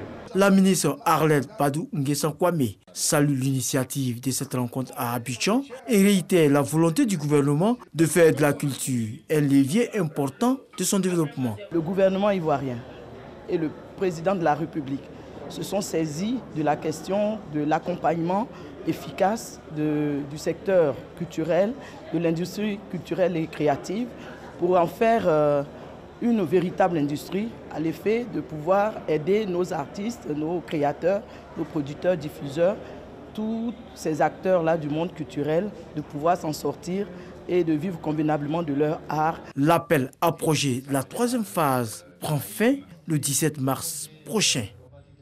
Et je vous laisse avec Angeval pour la suite de cette matinale. Et il est tout content parce qu'il a fini son dernier flash. Oui. Demain, il ne sera pas avec nous, ce sera la semaine prochaine. Oui. Mais le week-end, Skimplay il va continuer à travailler. Ouais. Attends, mais tu as mon programme finalement? Ben oui. Chaque semaine, j'ai ton programme. Ouais. Et je sais ce que tu fais. La seule chose que je ne sais pas, c'est la couleur du gilet. Ouais. Mais oui, voilà, c'est un secret. C'est un secret. Ouais. On salue. Et on va le garder jalousement. On salue ton fournisseur. Il est où? Il est à Yopougon Kouté ou bien au plateau. Au plateau. Au ouais. plateau. Dans une grande boutique au plateau. Merci beaucoup. Finalement, tu sais tout. Voilà. Merci à Régis Kofi donc, pour ce point de l'actualité. Nous, on va poursuivre cette émission, bien sûr, et vous proposer à présent combien ça coûte. Deuxième proposition de ce jour, parce qu'on va parler d'aliments, et ce jusqu'à 8 heures. Des poivrons, pour commencer, nous sommes avec les produits vivriers, donc des poivrons à 700 francs CFA le kilogramme. Nous avons aussi des carottes à 1000 francs CFA le kilogramme. Et nous avons de la graine de palme, pour une bonne sauce graine comme j'aime bien, à 300 francs CFA le kilogramme. On a de la papaye à 350 francs le kilogramme. On a aussi dans nos informations des citrons à 600 francs CFA le kilogramme, des avocats à 400 francs CFA le kilogramme et pour terminer des oranges à 350 francs le kg. Eh bien, quelle alimentation spécifique pour la femme? Nous allons être avec le docteur Yves Blanchard-Envaux. Il nous dira tout et on aura aussi à évoquer certains aspects. Lorsque la femme est en grossesse, lorsque la femme elle accouche, lorsque peut-être elle est diabétique ou elle a l'hypertension, ou même quand elle n'a pas de maladie, voilà, comme ce que je viens de citer, le diabète et l'hypertension, qu'est-ce qu'il faut consommer au quotidien pour la femme? C'est avec le docteur Yves Blanchard-Envaux qui fait son entrée. Voilà, tout doucement. Il va encore vous donner des instructions à suivre. Bonjour, docteur. Bienvenue. On s'installe, voilà. On s'installe directement donc. Et on se retrouve juste après le jingle.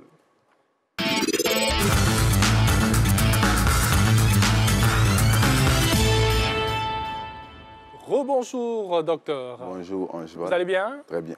Alors, avec vous aujourd'hui, on parle de l'alimentation spécifique chez la femme. Effectivement. Pourquoi mettre cela en avant? Pourquoi parler d'une alimentation spécifique? Parce qu'il y a une journée spéciale de la femme. Oui. Donc la femme est importante. Oui. Et à la maison, la femme joue un rôle très important. Donc il faut gérer cette femme-là afin qu'elle puisse... Vous voyez, on dit souvent que lorsqu'une femme est bien éduquée, elle est bien instruite, elle gère toute une famille. Oui. Elle gère les enfants, elle gère monsieur, elle gère la belle famille. Donc il faudra que la femme, en tant que support, grand support autour de qui tout tourne, soit bien fondé. Voilà. Bien sûr. En tout cas, merci pour ces indications-là. Alors, il y a des besoins nutritionnels qui sont, on va dire, qui sont très exigeants. Et très important aussi pour la femme. On peut commencer à dérouler notre tapis. Qu'est-ce qu'on doit manger, qu'est-ce qu'on ne doit pas manger et dans quel cas? Alors ces conseils de l'alimentation de la femme, j'aimerais qu'on le fasse en différentes étapes. D'abord à l'enfance, à l'adolescence, à la femme en âge de procréer, la femme ménopausée et les mémés, parce que souvent on oublie les mémés. Oui, oui. Les mémés aussi. Voilà, les mémés aussi ont été femmes, elles sont toujours femmes. Oui. Voilà, donc, surtout que l'âge est très avancé. Effectivement, il faut les écouter parce que l'âge, déjà, même ça, c'est déjà un poids.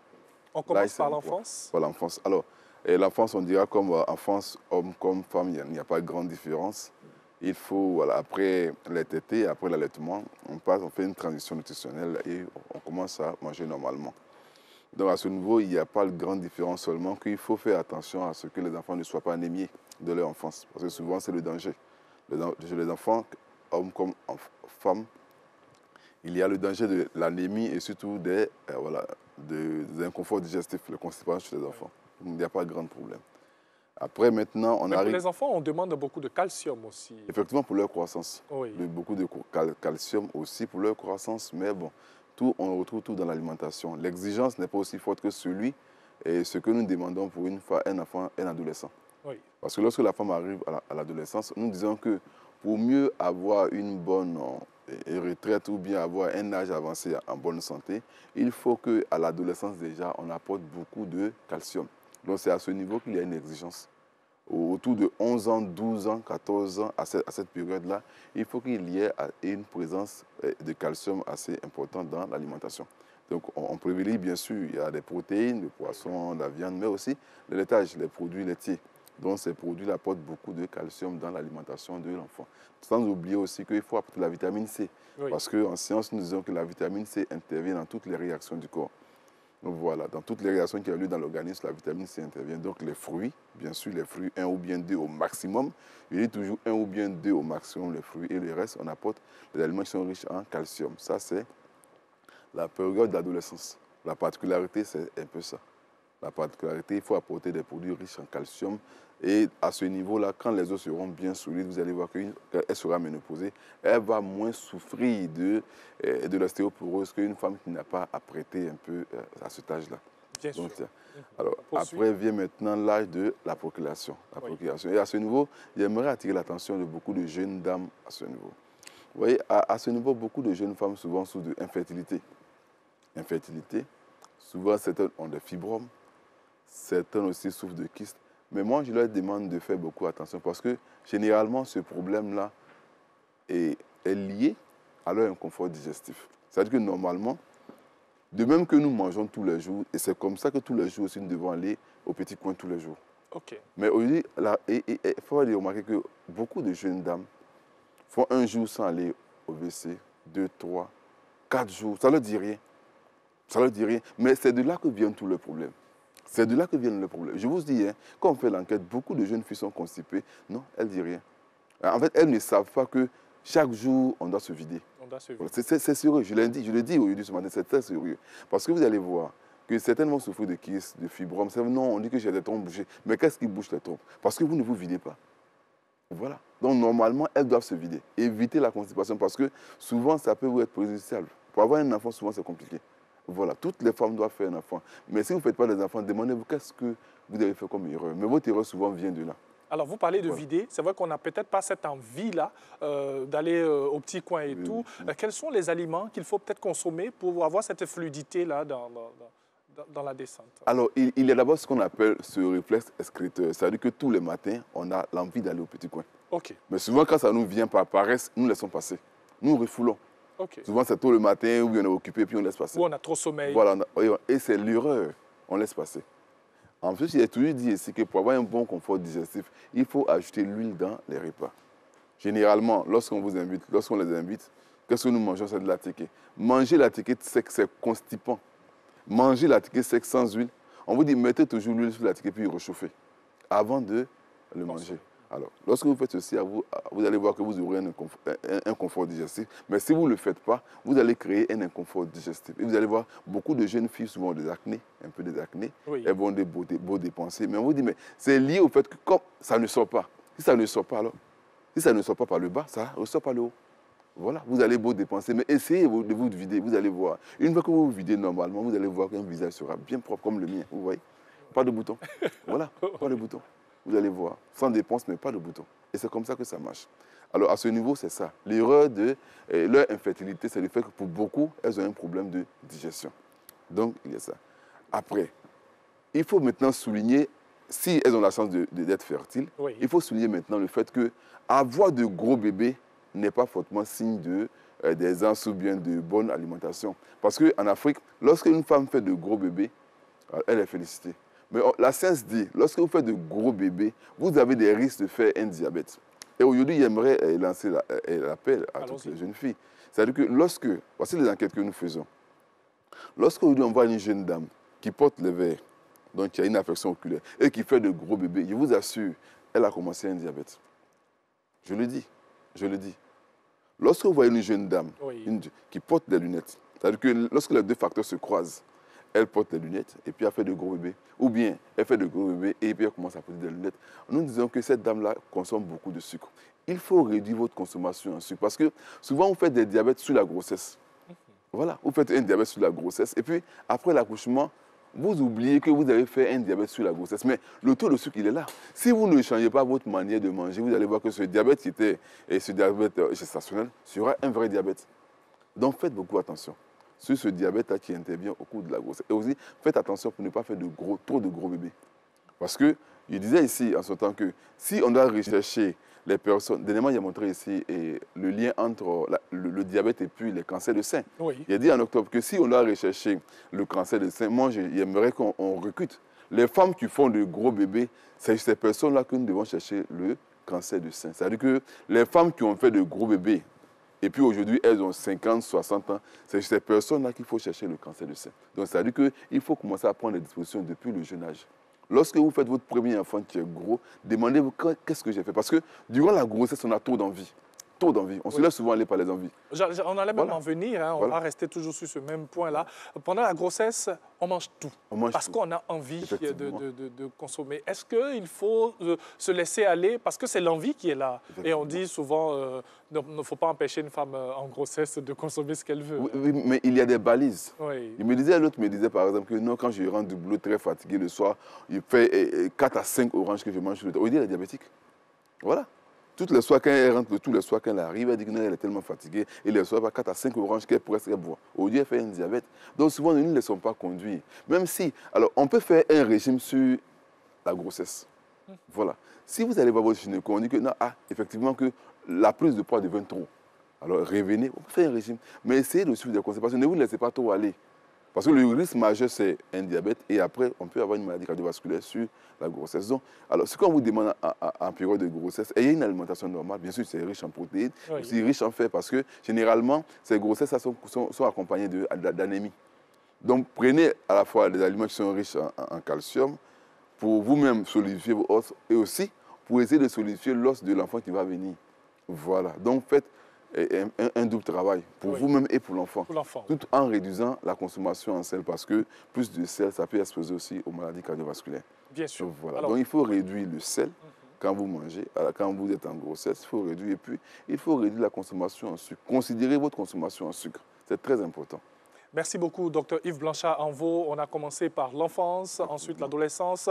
On est arrivé à l'âge de procréer. Il se trouve que quand on a la grossesse, il y a certaines dispositions à prendre. On avance un peu dans l'âge.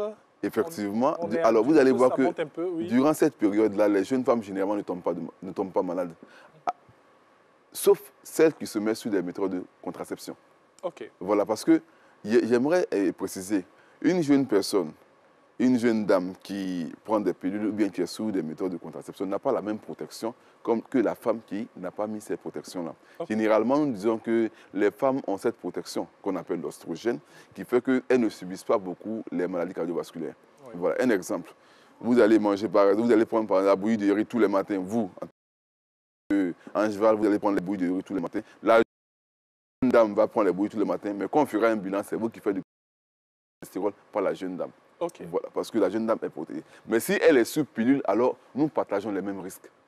Une fois qu'elle se met, parce que souvent c'est l'erreur. C'est ce qui souvent arrive comme erreur. Lorsque vous vous mettez sous des méthodes de contraception, vous n'avez pas la même protection comme celle qui, même si vous êtes plus âgé ou bien vous êtes moins âgé que celle qui a toujours une activité ovarienne normale, qui n'est pas sous des méthodes de contraception, une fois que vous prenez ces méthodes de contraception, votre protection est biaisée. Voilà. Vous partagez les mêmes risques comme un garçon, comme un homme. Nous, on n'a jamais été protégés. C'est pourquoi vous voyez un peu partout toutes les maladies AVC, etc. Généralement, ça concerne beaucoup plus les hommes que les femmes, parce que nous, on n'a jamais été protégés. La femme a toujours été protégée. Mais la femme ayant une activité ovarienne a toujours été protégée. Oui. Mais une fois qu'elle se met sous ces méthodes de contraception, alors leur protection est biaisée. Elles n'ont pas la même protection comme celle qui n'a pas pris ces médicaments-là. Voilà. Donc, après ça, maintenant, on vient à la ménopause. Alors, je pense qu'à ce stade-là, toutes les femmes doivent se dire quelque chose a changé dans ma vie. Vous étiez protégés. C'est ce qu'on appelle, par exemple, la protection féminine, la protection d'oxygène. Mais à la ménopause, ce taux-là chute tellement qu'apparemment, comme s'il n'y a pas d'oxygène. Donc, vous n'êtes pas protégés.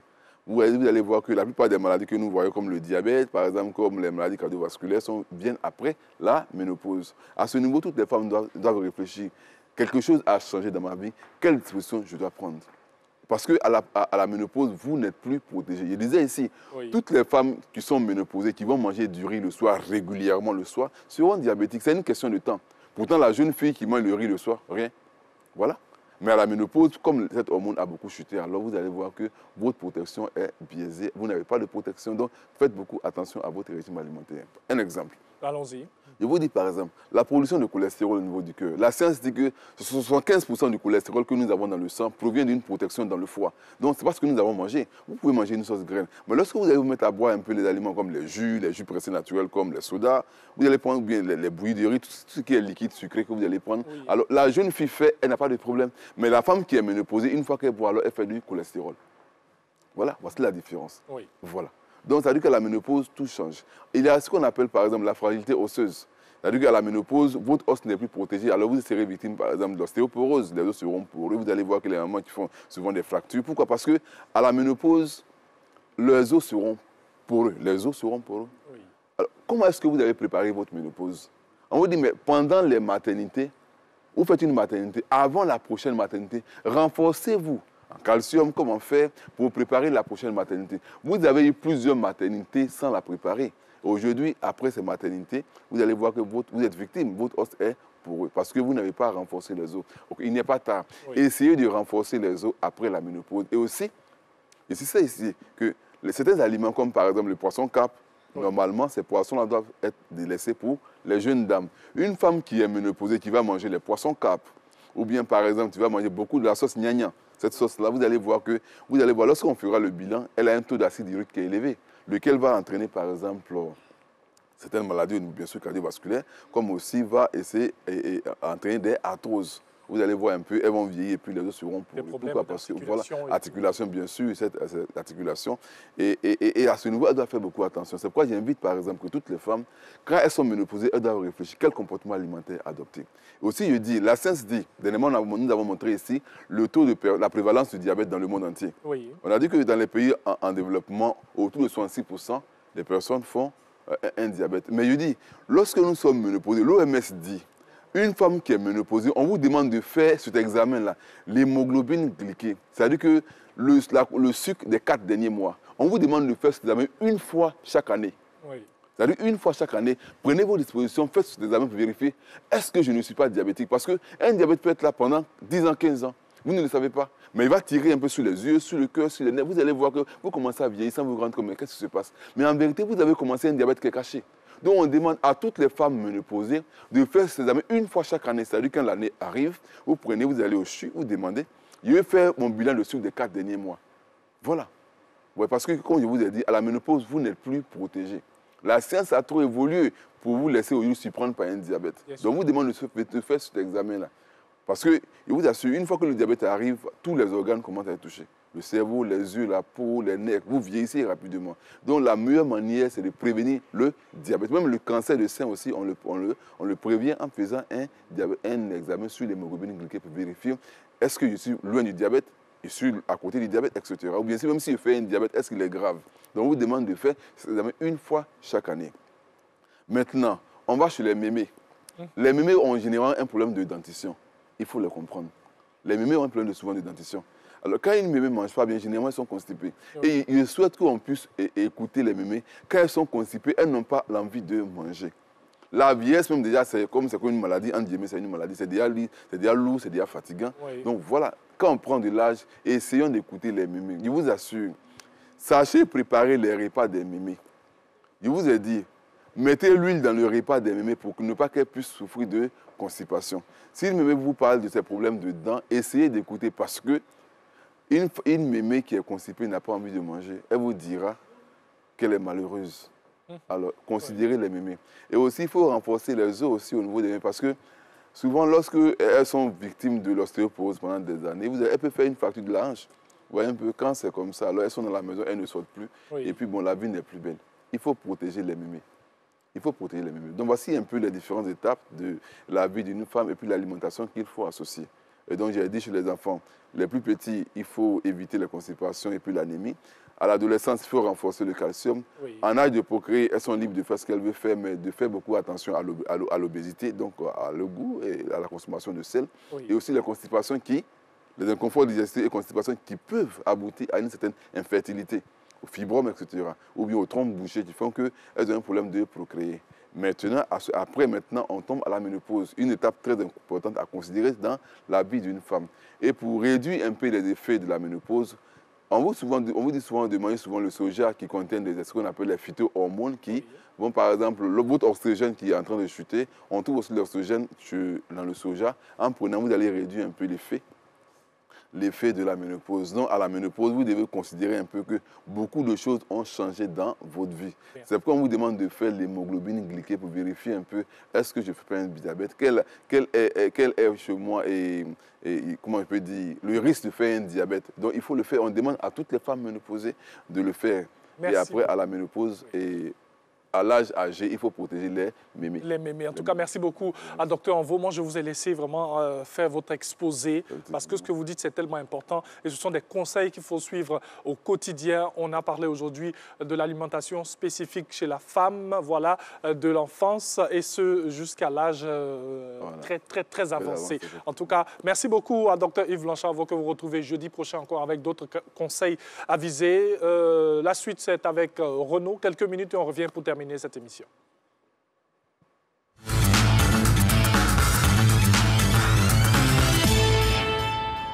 Les jeunes sont là. Voilà, merci vous de êtes nous à retrouver votre pour moment. l'info continue. On ouvre au Sénégal où le président sénégalais a eu un entretien téléphonique avec Vladimir Poutine. Eh bien, au cours de cet entretien, Macky Sall a porté la voix de l'Afrique dans la recherche d'une solution pacifique dans la crise actuellement en Ukraine entre la Russie et l'Ukraine. Le président en exercice de l'Union africaine a également évoqué la question des étudiants africains inscrits en Ukraine qui éprouvent toutes les peines du monde à quitter le pays au cours de cet entretien. Et puis aux États-Unis, le patient qui avait bénéficié de la première greffe de cœur d'un porc génétiquement modifié est décédé. David Bennett, 57 ans, est décédé 2 mois après son opération. Il était le premier patient au monde à recevoir une greffe de cœur d'un porc génétiquement modifié. Et selon l'hôpital de l'université du Maryland, où il était pris en charge, son décès est survenu après que son état a commencé à se détériorer il y a plusieurs jours. Réalisé le 7 janvier dernier, la greffe de cœur d'un porc génétiquement modifié dont il avait bénéficié avait soulevé de grands espoirs car pouvant potentiellement permettre de remédier à la pénurie de dons d'organes. Voilà, Anjoal, on s'arrête ici pour l'info continue de ce jour. Merci, ça a été short. Oui. Vite fait. Merci beaucoup à Renaud. N'oubliez pas pour les infos jour J, le Massa se poursuit donc aujourd'hui, voilà, et il y aura la mode à partir de 18 h. Ce sera au Palais de la Culture entre, bien sûr, la salle Kodjo Bouclé et aussi la salle Anouma. Bon, allez, merci à tous et à toutes. Merci de nous avoir suivis. On dit merci à Mel Création qui nous a habillés aujourd'hui. Donc, merci à toute l'équipe de réalisation. Merci surtout à Fofana Mamadou, notre réalisateur, et toute l'équipe qui l'accompagne. Donc, passez une excellente journée sur RTI 1, la chaîne qui rassemble. Donc, et nous, on se retrouve demain pour terminer en beauté cette semaine.